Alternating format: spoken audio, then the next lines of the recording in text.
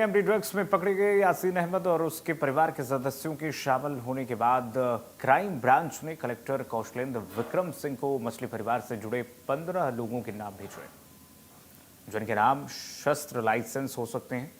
पत्र मिलने के बाद शस्त्र शाखा ने भी रिकॉर्ड खंगालना शुरू कर दिया है।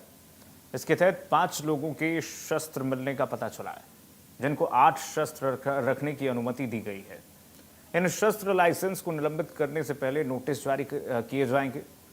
जानकारी के मुताबिक अब तक शस्त्र शाखा को सोहेल, शहरयार, शफीक, शाहिद और शावेज के नाम शस्त्र लाइसेंस मिले हैं। कौशलेंद्र विक्रम सिंह का कहना है कि क्राइम ब्रांच से मिली जानकारी के बाद अपराधों में लिप्त लोगों का रिकॉर्ड सर्च किया जा रहा है। जिनके नाम मिलेंगे उनके शस्त्र निलंबित किए जाएंगे। जिले में अपराधों में लिप्त लोगों के लाइसेंस निलंबित किए जाते हैं।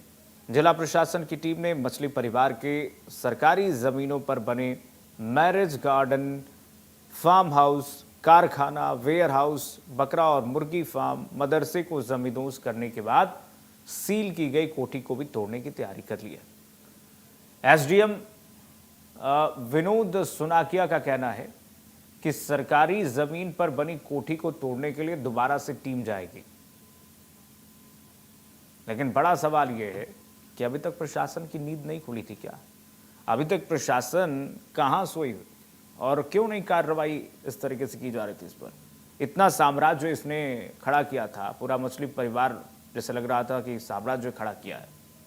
कुलभूषण हमारे साथ लगातार जुड़े हुए हैं। कुलभूषण, सवाल तो प्रशासन पर भी उठेंगे ना, अभी तक अधिकारी कहां थे?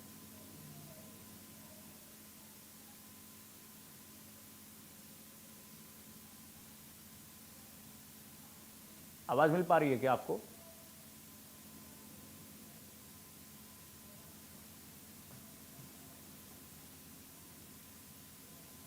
चलिए, कुलभूषण तक आवाज नहीं पहुंच पा रही है हमारी। बता दें आपको कि लगातार अब कार्रवाई पे कार्रवाई हो रही है, लेकिन बड़ा सवाल ये है कि ये मछली परिवार का साम्राज्य फल फूल रहा था तो किसके प्रश्रय से फूल रहा था। और इतना बड़ा साम्राज्य सामने आने के बाद इस वक्त तमाम पॉलिटिकल राजनीतिक पार्टियां भी इसके घेरे में आ गई हैं कि इन लोगों ने भी प्रश्रय दिया था इसे। और आप सोचिए, ड्रग तस्करी और तमाम ऐसे अवैधानिक कार्यों से इसने खूब अथाह पैसा बनाया, अकूत संपत्ति इसने बनाई। अब शस्त्र लाइसेंस होने की बात, रद्द होने की बात कही जा रही है।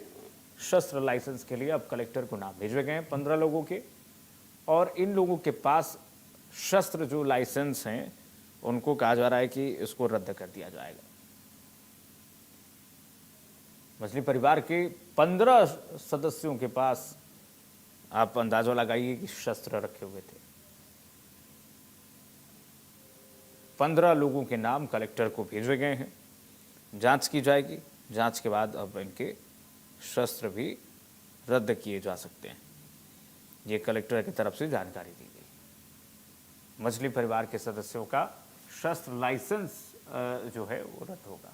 चेतन हमारे साथ जुड़ गए हैं। चलिए चेतन, तमाम अकूत संपत्ति मछली परिवार ने बनाई और कई साम्राज्य बनाए, लेकिन पॉलिटिकल पार्टियां और अधिकारियों पर भी अब प्रश्न उठ रहे हैं कि इससे पहले क्यों नहीं कार्रवाई हो रही थी।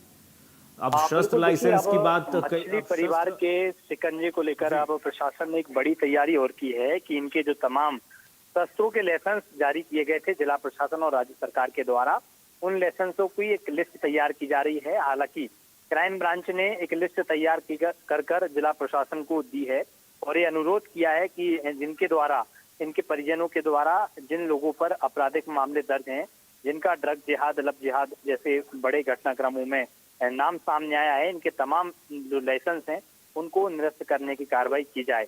यही कारण है कि अब लिस्ट तैयार की जा रही है और लिस्ट तैयार करने के साथ साथ ऐसे मछली परिवार के जितने भी परिवार के सदस्य हैं, लगभग अब तक जो जानकारी सामने आई है कि 1 दर्जन से ज्यादा इनके शस्त्र लाइसेंस हैं। अलग अलग लोगों के नाम पर राज्य स्तरीय और जिला स्तरीय दोनों ही जगह के अलग अलग बंदूकों के लाइसेंस इनके द्वारा लिए गए थे प्रशासन की ओर से और सरकार की ओर से। और जल्द ही अब जिला प्रशासन भी इनकी लिस्ट तैयार कर बड़ा एक्शन ले सकता है कि इनके जो तमाम शस्त्र लाइसेंस है उनको निरस्त कर कार्रवाई कर सकता है।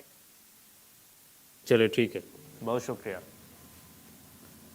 तो देखिए, अब शस्त्र लाइसेंस हो सकता है मछली परिवार के सदस्यों का।